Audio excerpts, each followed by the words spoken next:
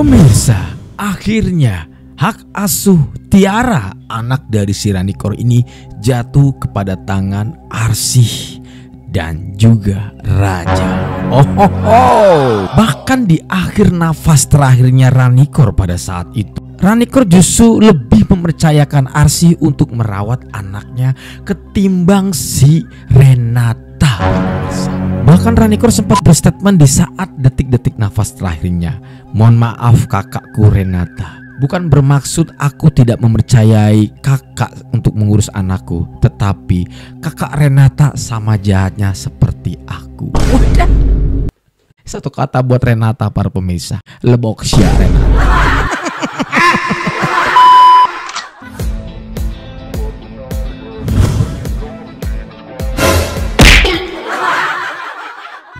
Halo guys, assalamualaikum warahmatullahi wabarakatuh. Selamat datang lagi teman-teman. Apa kabar kalian semua? Semoga sehat selalu, panjang umur, banyak rezeki, dan selalu dimudahkan segala urusannya. Dan siapapun kalian yang menonton video ini, semoga doa saya yang terbaik buat kalian semuanya. Dan seperti biasa, kita akan membahas alur cerita sekaligus sinopsis dari drama series sampai di episode yang ke 114 dan juga 115. Cerita ini akan kita mulai di mana pada saat itu detik-detik Ranikor akan menghempaskan nafasnya yang terakhir di dunia para pemirsa. Pada saat dia mau melahirkan, Ranikor ini sebetulnya sudah diingatkan sama pihak dokter, kalau misalnya kamu melahirkan anak ini, maka nyawa kamu akan berisiko tinggi tidak tertolong. Kenapa? Karena ada alasan medis yang memang pada saat itu sudah dijelaskan oleh pihak dokter terhadap si Ranikor. Tetapi apa yang terjadi pada saat itu para pemirsa? Ketika si Ranikor ini mendengar ucapan dari dokter, mungkin bisa dibilang kayak semacam peringatan kali ya, kalau misalnya bayinya lahir tetapi nyawa ibunya itu dalam tanda kutip ya, bisa yes or not ya, hidup atau enggak, itu kemungkinan besarnya udah pasti meninggal gitu. Walaupun memang pada saat itu dokter bukanlah Tuhan, tetapi dokter sudah memberikan informasi ini terhadap pasiennya. Dan ketika itu juga Ranikor sangat-sangat menyanggupi dengan konsekuensinya ketika dia melahirkan anaknya nanti. Jadi dia ini udah gak peduli banget dengan kondisi nyawanya pada saat itu. Dia sudah pasrah, bahkan dia sudah hitam di atas putih. Pokoknya apapun yang terjadi, anak gua harus lahir. Nah, pada saat itu juga akhirnya dokter pun mempersiapkan ruang bedah ya, karena memang pada saat itu harus dioperasi ya, tidak bisa lahir secara normal karena udah kondisinya udah kritis banget sih, udah kayak memodar gitu ya si gitu guys ya. Jadi udah terpaksa harus mau nggak mau harus dioperasi gitu kan.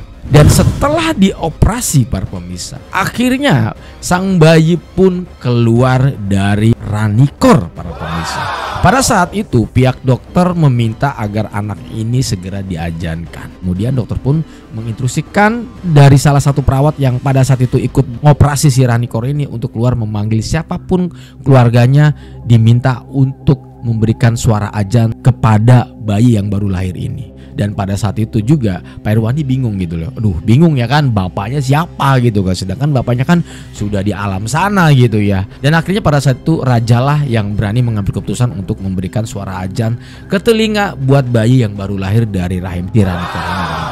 Dan akhirnya raja pun mengumandangkan suara azan di telinga bayi yang baru lahir ini.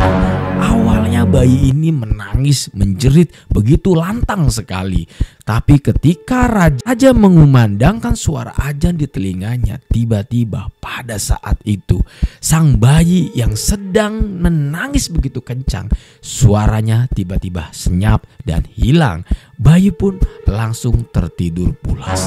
Sebuah mukjizat terjadi di sini. Ketika bayi ini mulai memejamkan mata untuk tidur karena mendengar suara azan dari sang raja, tiba-tiba Ranikor pun terbayang sebuah memori yang terlintas di dalam pikirannya pada saat itu. Entah kenapa, pada saat itu Rani terbayangkan semua kejahatan-kejahatan yang dilakukannya terhadap Arsy dan juga Raja. Dari kejahatan yang terkecil sampai kejahatan yang paling besar. Hingga akhirnya pada saat itu para pemirsa, Rani pun meminta Arsy untuk masuk ke dalam ruangan tersebut. Ada sesuatu hal yang ingin dibicarakan Padahal pada saat ini kita tahu semua bahwa ada si Renata kakak kandungnya nih yang udah nungguin dari tadi ketar-ketiri gimana nasib adik gue nih gitu di luar tuh. Pokoknya udah nervous banget. Bahkan pada saat itu sempet ngusir Raja sama Arsy berkali-kali, ngusir Om Irwandi, ngusir si Tante Hanum gitu ya. Pokoknya berkali-kali keluarga Pak Irwandi ini diusir lah sama si Renata ini. Tetapi apa yang terjadi pada saat itu para pemirsa? Ranikor pun langsung mengucapkan bahwa saya titipkan anak ini terhadap kamu Arsy. Kenapa? Karena saya lebih mempercayakan ke kamu ketimbang kakak saya Renata. Dan mohon maaf kakak, bukan berarti saya tidak mempercayakan anak saya terhadap kakak. Tetapi saya yakin banget bahwa kakak punya sifat yang jahat sama seperti saya. Jadi saya lebih mempercayakan untuk menitipkan anak saya untuk dirawat oleh Arsy. Dan pada saat itu para pemirsa, si Renata tuh langsung tuh ngoceh gitu, nggak jelas, ngamuk-ngamuk ya di depan Ranikor, di depan dokter dan juga di depan Raja dan Arsy pada saat itu. Tetapi apa yang terjadi? Tetap saja ini adalah suatu mandat yang diberikan oleh si Ranikor sebagai ibu, yang dimana pada saat itu dia lebih mempercayakan Arsy dan Raja untuk merawat anaknya. Dan tiba-tiba ketika semuanya sudah selesai, Ranikor meminta Arsy untuk membacakan kalimat syahadat di telinganya. Akhirnya Ranikor pun meninggal dunia. Wah, jangan ada kata lebok ya guys, please, karena dia sudah meninggal. Udah, tolong please. Kita kalau mau ngomong lebok baiknya untuk ke Renata aja. Lebok si Renata. Dan singkat cerita para pemirsa, di keesokan harinya hari pemakaman Ranikor pun dimulai. Seharusnya yang namanya pemakaman pasti yang datang itu banyak. Tetapi apa yang terjadi pada saat itu? Yang datang mayoritas adalah keluarganya Pak Irwandi dan juga Arsy. Yang dimana kita tahu semua keluarga dari Arsy dan Raja ini kumpul semua di situ.